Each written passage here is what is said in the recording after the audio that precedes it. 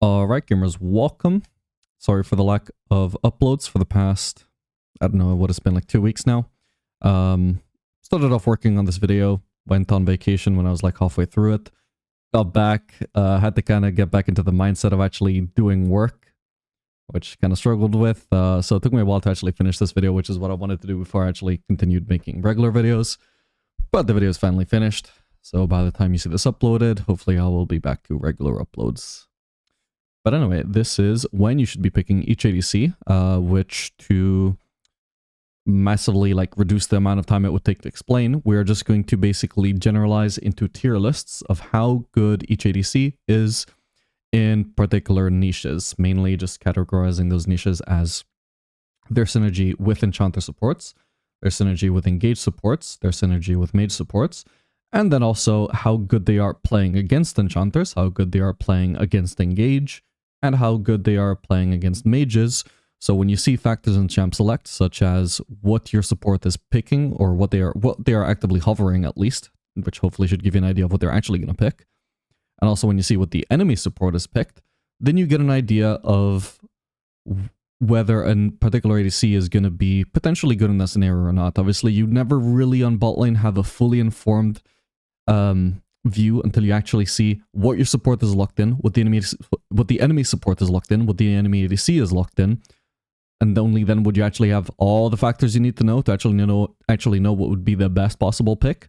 But just simply seeing what your own support is going to pick or what the enemy support has already picked, those are already like really big things to give away what may be good for you to pick. And this tier list, well, all of these tier lists are going to help inform you about that. So preface here is each niche is a generalization. Enchanters, for one, can greatly vary between each other and have entirely different synergies while being the same class. It is very possible for an ADC that is S tier in paired with enchanters to have their worst support or even worst 3 supports all be enchanters. Sometimes an ADC can be C or D tier with enchanters, but their best support is one particular enchanter, which actually very commonly tends to happen with Yuumi. Sometimes an ADC sucks with enchanters, but sometimes Yuumi just happens to be their best support. Because sometimes, you know, a particular enchanter can just be really weird like that, where they just tend to have like really odd synergies that doesn't really mesh with how other enchanters synergize. We could get a bit more accurate or specific by subcategorizing enchanters into different subclasses like sustain enchanters, auto-attack enhancing enchanters, utility enchanters, peel-focused enchanters, or Yuumi enchanters, etc. But that would require making too many hyper-specific tier lists for subclasses that may only encompass 1 or 3 champions, such as the Yuumi enchanter class. That is mainly the case for the enchanter class, where different enchanters can actually have entirely different capabilities alongside their enchanting, which is already a very vague term. It usually just refers to shielding or healing, but can also encompass stuff like generally buffing their allies in any form, like Lulu's picks, giving them extra damage, Lulu polymorph, or her W, whatever the other version is, that gives attack speed or movement speed, Zelini giving movement speed. But it's also true that each ADC is not just equally good or bad with every engage support or mage either, as there is room for kit specifics to allow for different interactions between the two. I will try to specify in the notes when certain supports are exceptions within their class for any given ADC when particularly relevant, but generally when you see an ADC ranked in S or A tier for any given category, you can assume in many cases it means great with supports of this class, except for the few ones that it sucks with. That should always be something that you should keep in mind. And this is not a patch-specific tier list. This is a timeless tier list for informing you of each ADC's synergies and counter-synergies, not their strength in the current patch. So when I rank something like... what's a good example? Lucian... Okay, just a bunch of different examples. When I say Xayah is S tier, or Lucian is S tier, or Zeri is S tier, or Varus is S tier, I'm not saying, ooh, these champions are great right now. I'm just saying this champion has great synergy with this class, but maybe they suck though. Maybe they currently suck. Maybe you shouldn't pick them. I'm just saying what their synergy is, right? And then there's some other notes here. You can just pause and read those if you want. I don't think they're important enough to bother listing because it's going to take me forever. I keep reading stuff that's not even in the notes anyway. That's just how I am. So feel free to read it if you want, but we're just going to move ahead towards the enchanter synergy tier list. So here for S tier, we have Vayne, Zeri, Yunara, Lucian, Tristana, Nila, and Twitch. These champions are all great with enchanters. Then for A tier, we have Aphelios, Jinx, Ashe, and Kog'Maw. Then for B tier, we have Sivir, Caitlyn, Smolder. For C tier, we have Draven, Corki, Isaiah, and Kai'Sa. And then for D tier, it is Kalista, Jhin, Misfortune, Ezreal, Samira, and Senna. I have some notes here which we'll read in a sec. I'll just say, like, it would be great if I could go into detail about why all of these are good with each. But honestly, guys, that would have taken forever. I mean, the amount of time it already just took me to even categorize these in a way that I thought was accurate. It took so goddamn long. There's no way I could have also added notes for each individual ADC on every single tier list. So I only included what I thought was going to be most relevant, which we'll get into now. So notes for here is that Yuumi is actually the worst support for a lot of ADCs who like enchanters because she sucks on immobile ADCs. So one of the worst supports for, or possibly even the worst support for Jinx, possibly the worst support for Ashe, possibly the worst support for Kog'Maw, possibly, I don't know if she'd be the worst support for fellows, but she's not great, right? Yuumi is just terrible with some of the ADCs who are actually great with enchanters. On the other hand, she can be good with others like Vayne, Zeri, probably Yunara, amazing with Tristana, amazing with Nila, amazing with Twitch, amazing with Lucian, right? So it really varies. But yeah, that's something to keep in mind. Yuumi always stands out as a champion who is an enchanter, right? Unarguably, but she is an enchanter who oftentimes ADCs who like enchanters can just really be bad with her, particularly when they are immobile. Then Corki, so he's ranked C tier overall, but his best support by far, if we look at stats, actually seems to be Nami, which kind of makes sense. I mean, she's also one of the enchanters who's kind of weird, where she like particularly buffs ability reliant ADCs more so than others. That's like partially why she's so great with Lucian, right? Who's got that neat little combo where he does like dashes forwards, does his auto attack, which turns into 2 auto attacks because of his passive, then hits with a Q. And that's a very fast 3-hit combo. So Nami just presses E and all 3 of her E stacks immediately apply. Right, that's the sort of thing she signs with. So that's why she's good with Corki, who otherwise generally just sucks with enchanters.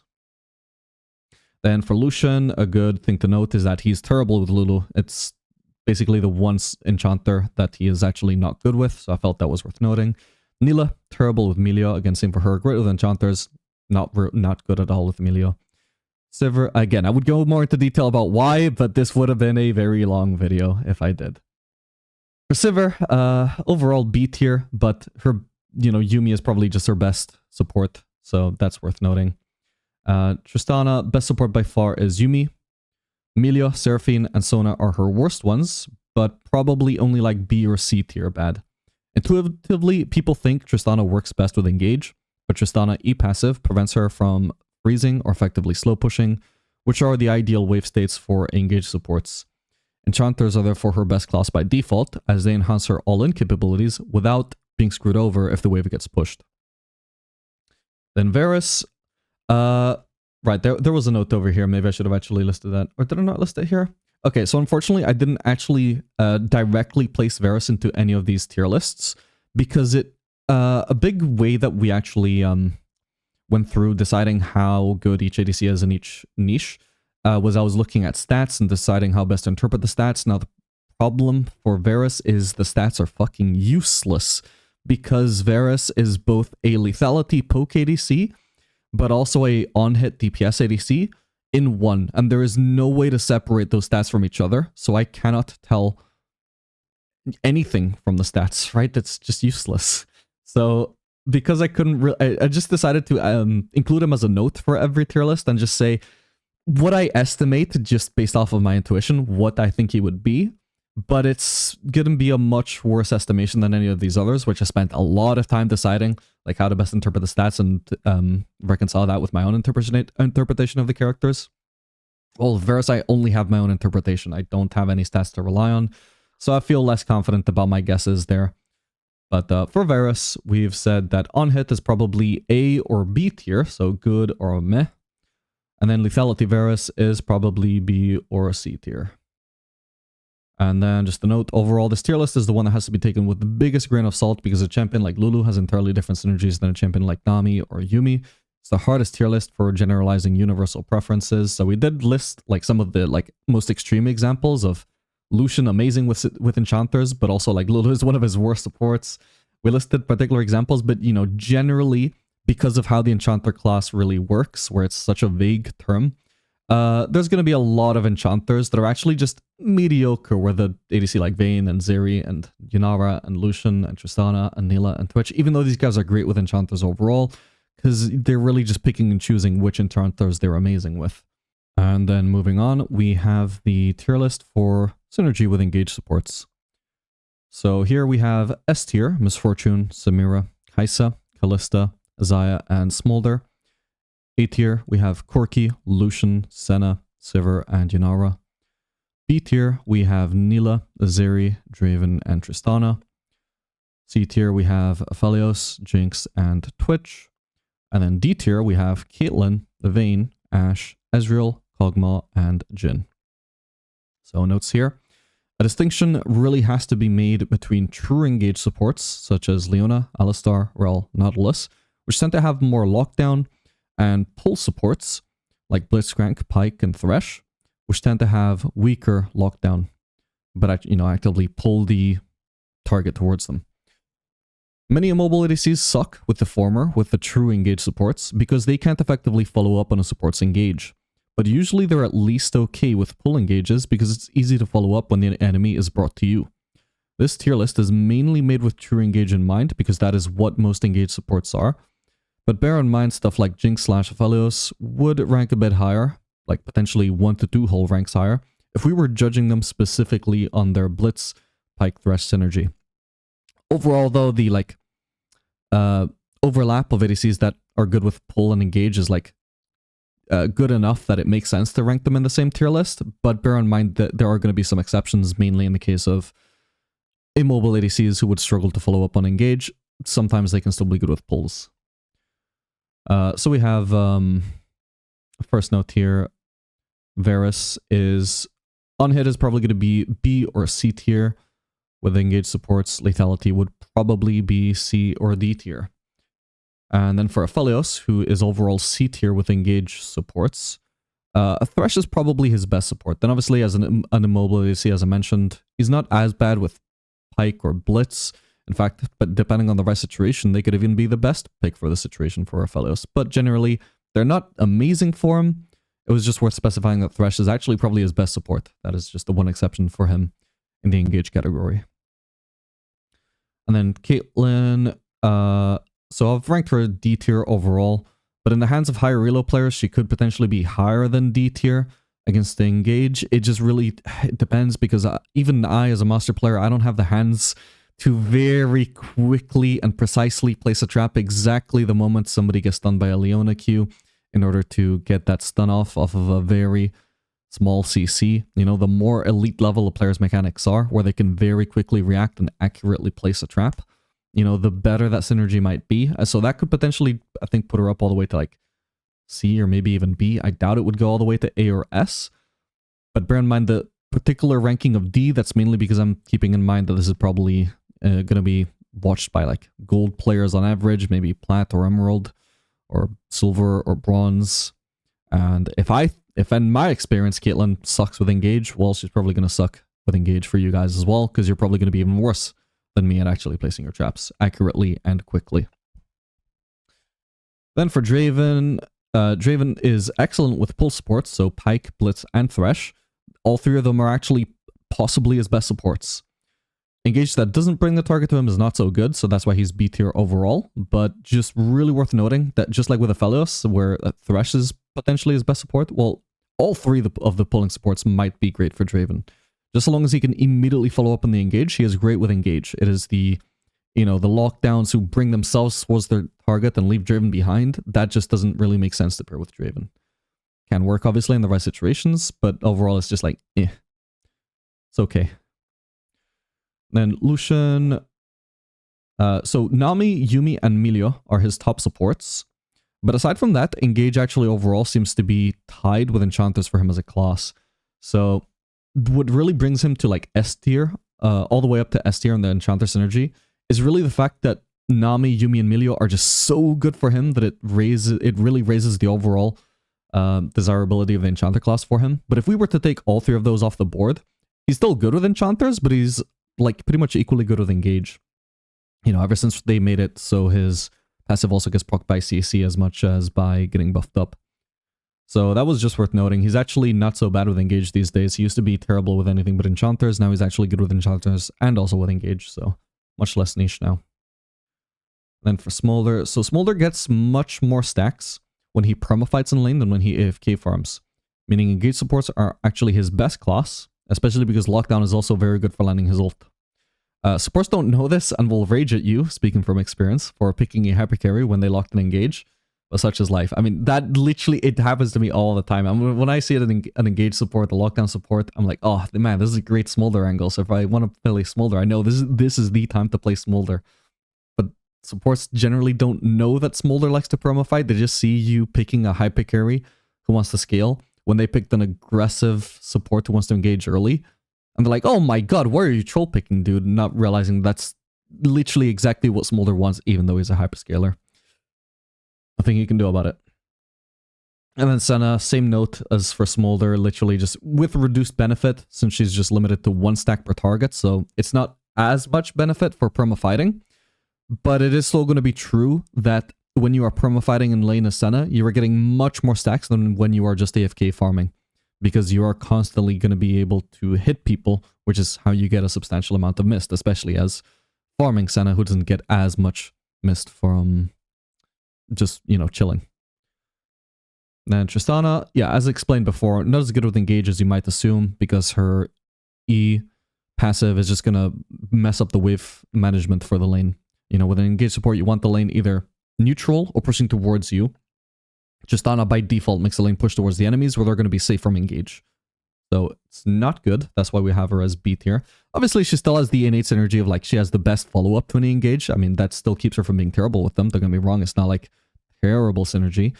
But, you know, it does keep it from being S tier, which is what it otherwise would be if Tristana didn't just by default push in the lane.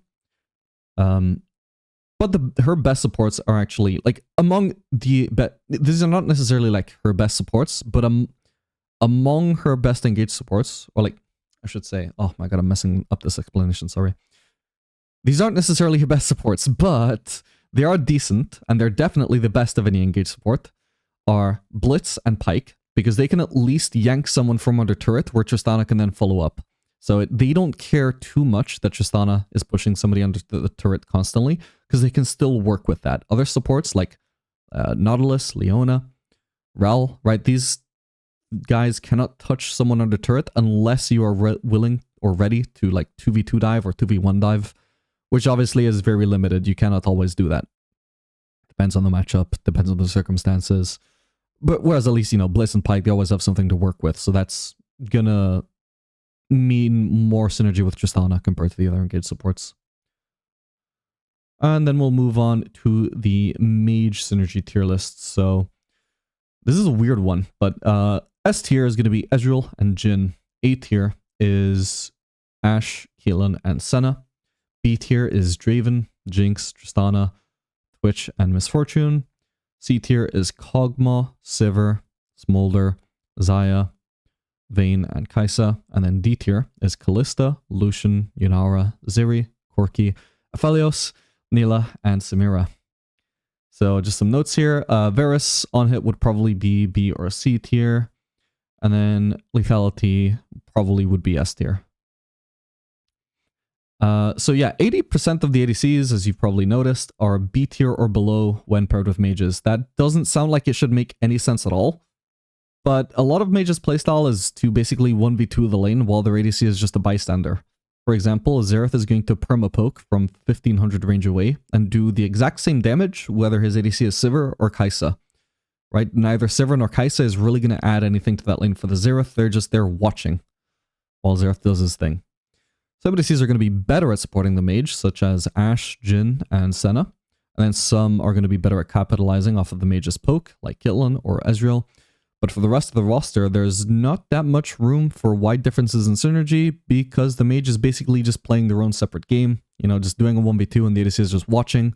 If the ADC is just watching, well, it doesn't matter whether it's a Sivir just watching and not interacting or a Kai'Sa just watching and not interacting. There's just not much room for difference there, which is why the few ADCs that do have synergy, they're like extremely front-loaded onto the top where there's only just a few of them.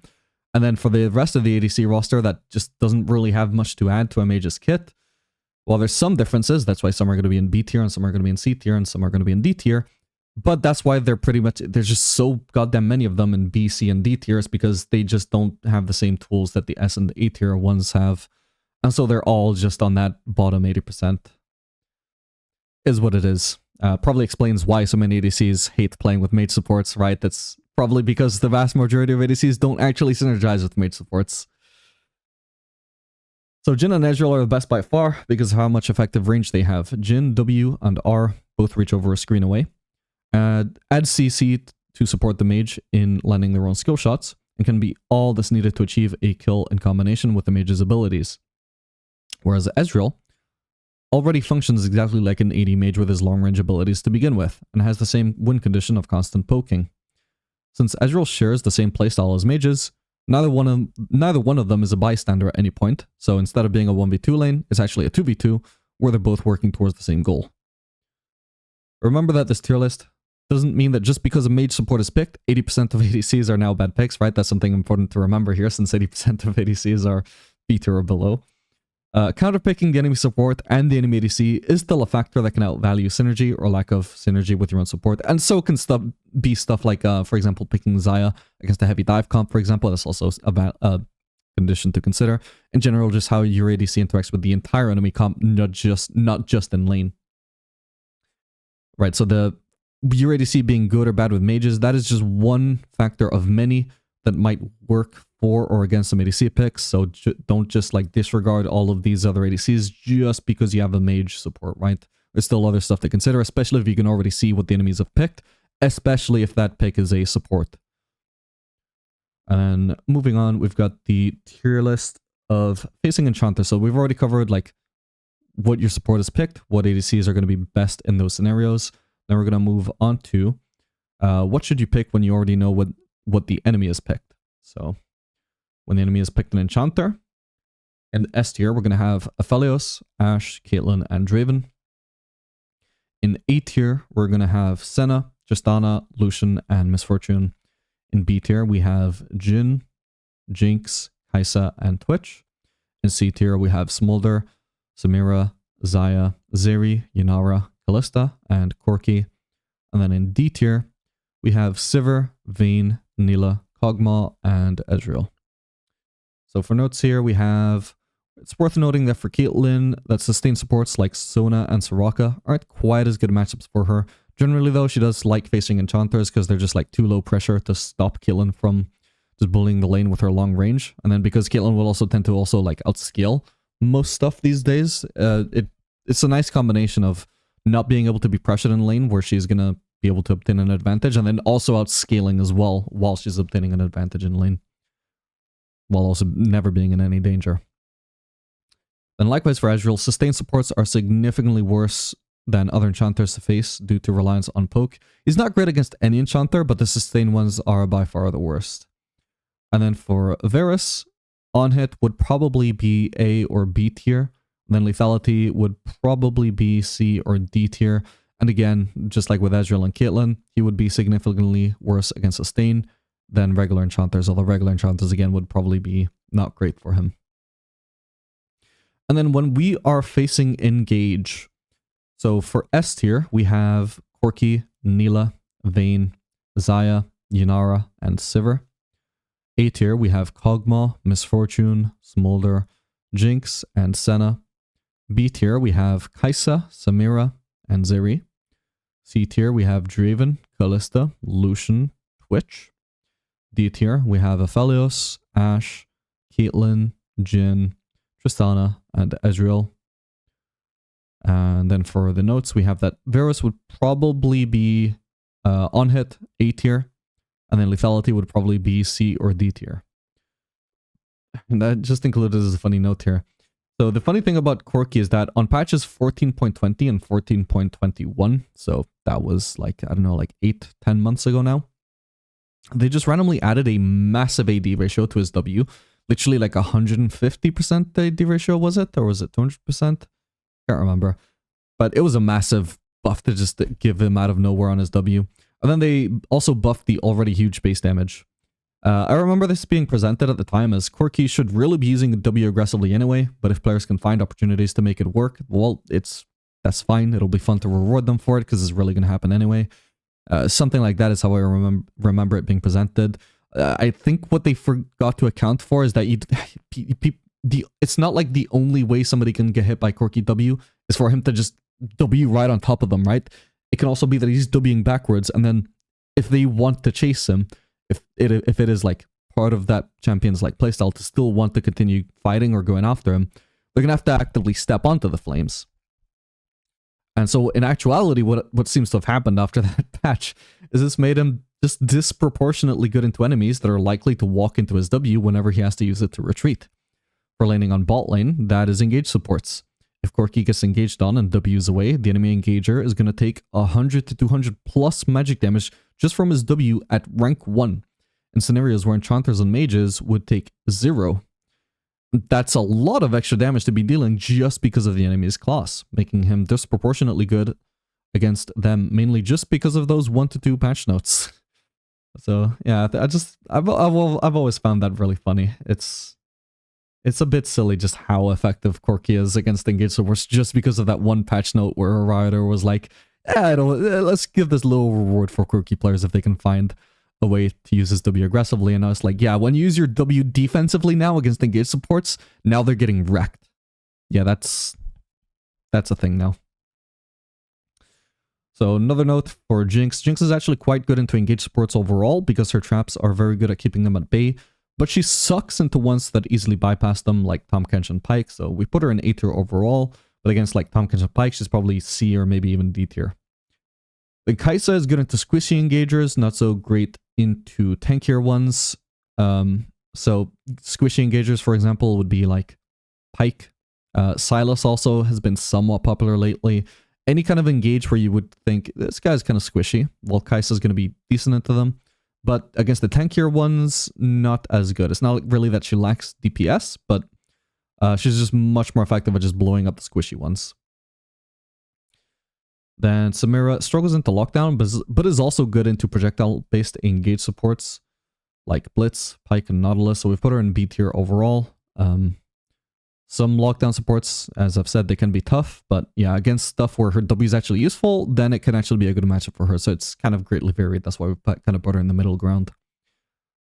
And Senna is good into low-range engage supports, since she likes facing melee she can stack off of, especially when they struggle to reach her, but sucks into hook supports like Pyke/Blitz. So we put her into A tier overall because most engage support she's good into. But just note that the harder the engage, the more she's actually going to suck. She shines when it's hard for them to engage. Particularly, you know, think of stuff like Rel, Rakan, Taric, if you count that as engage. Stuff that is not super good at engaging, or it's like fairly low range, and Senna's already fairly high range as it is, and keeps getting higher range. If she can easily stack while not being in too much danger, this is an amazing matchup for Senna.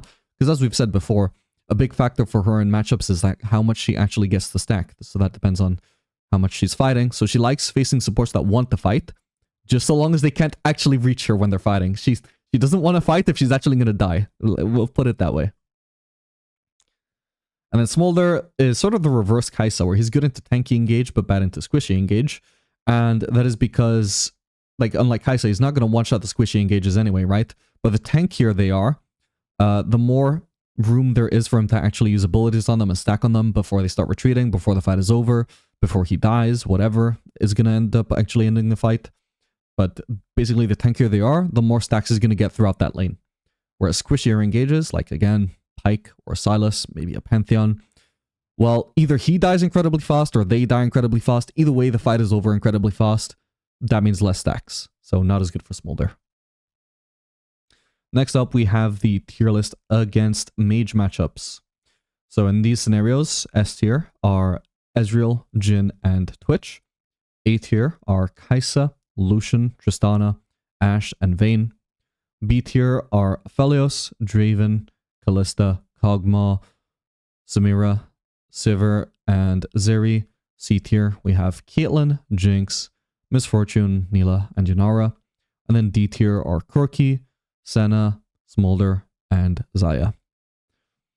So, last notes here. Ashe benefits a lot from having ult to engage on mages, with engage being their biggest weakness.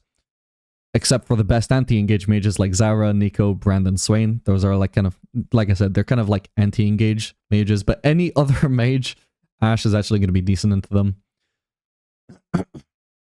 Then Draven is okay into mages, only if rushing Bloodthirster to sustain through their poke. Otherwise, he would be bad into them. And Kai'Sa is good for the same reason as Ashe. Her ult is actually just quite good for engaging onto mages. Again, exceptions would be the good anti-engage mages who you don't want to be engaging onto. Then Kalista ult to engage onto mages depends entirely on how good her support is at actually engaging with Kalista ult. She could potentially be quite good into them some games, bad in others. So, I mean, engage generally is one of the greatest tools for dealing with mages. It's going to be either engage or sustain, and engage would probably overall be the best tool in my opinion. Kalista ult is an engage tool, but it's much different to hurl a, like, Leona into a Xerath, for example, and it's another entire thing to throw your Melio into the enemy bot lane, right? So there's a lot of variability in how effective Kalista ult can really be. So we placed her in B tier overall, because even if she has an enchanter, I mean, she's probably not the worst against mages. She has some ability to, like, dodge skill shots, to engage herself, to throw her enchanter into the enemy bot lane if it's going to be good. But yeah, like, it's really going to vary. Some games she could be amazing, other games she could not be amazing. We put her in B tier overall, but just keep that in mind. This is something, again, that you couldn't really rank through stats because it just doesn't, it depends on her lane partner as well as herself. It's not something that stats are going to be super reliable on. And then for Varus, on hit would probably be A or B tier into mages, because basically the same concept applies as with Ashe, where his ult isn't quite as good for engaging because it's not as long ranged. And it probably doesn't have as fat a hitbox either, but it is a tool for engaging, and probably at various points mages should be in range of it, so it's a tool for dealing with them, which is good. It's a lot better than most ADCs have. But it's not, again, it's not as good as Ashe's, so overall he would probably be worse than her. And then lethality probably would have to be S tier, since like Ezreal, he's effectively an AD mage. So he has the engage, and also probably even outpokes them. I've played Varus, lethality Varus against champions like Vel'Koz on bot lane before, for example, and man, like, he just massively outpokes them. He just beats them at their own game. So he feels like an amazing pick into mages when he's played lethality particularly. I would be pretty confident in saying that. Yeah, okay, that is the end of this document that I've prepared for you guys. So I hope you guys found this helpful. Of course, feel free to review this video whenever you want. Try and, you know, make a note of like what your favorite ADCs are, when they would be good, when they would be bad to pick.